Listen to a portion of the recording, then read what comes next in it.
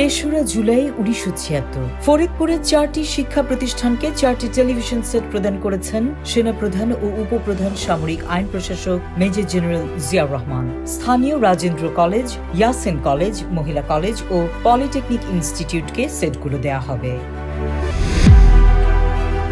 3রা July 1977 president ও প্রধান সামরিক আইন প্রশাসক মেজর জেনারেল জিয়াউর রহমানের নির্দেশে কৃষি ঋণ বিতরণ ব্যবস্থা সহজ করছে কৃষি ব্যাংক। কৃষকদের জন্য ঋণ পেতে সহজ হয় সে লক্ষ্যে বেশ কিছু পদক্ষেপও নেওয়া হয়েছে।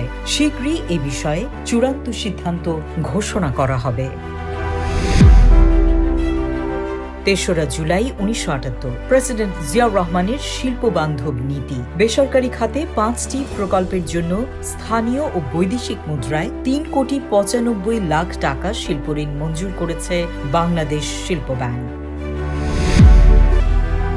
3রা জুলাই 1979 ঝিনাইদহ, মাগুরা ও নড়াইলের পৃথক জনসভায় জাতীয় সংসদ সদস্য ও দলীয় নেতাকর্মীদের নিজ নিজ এলাকায় গ্রামোন্নয়ন কর্মযজ্ঞে নিয়োজিত হওয়ার আহ্বান জানিয়েছেন প্রেসিডেন্ট ও বাংলাদেশ জাতীয়তাবাদী দলের চেয়ারম্যান জিয়াউর রহমান। তিনি বলেন, যারা অস্ত্রের ও ধ্বংসের রাজনীতিতে লিপ্ত তাদের কঠোর হাতে দমন করা হবে। হুঁশিয়ারি উচ্চারণ করে প্রেসিডেন্ট বলেন, অস্ত্র ও ধ্বংসের রাজনীতি সহ্য করা হবে না এবং যারা দেশে গোলযোগ সৃষ্টি করতে চায় তাদের প্রতিহত করতে সরকার সংকল্পবদ্ধ।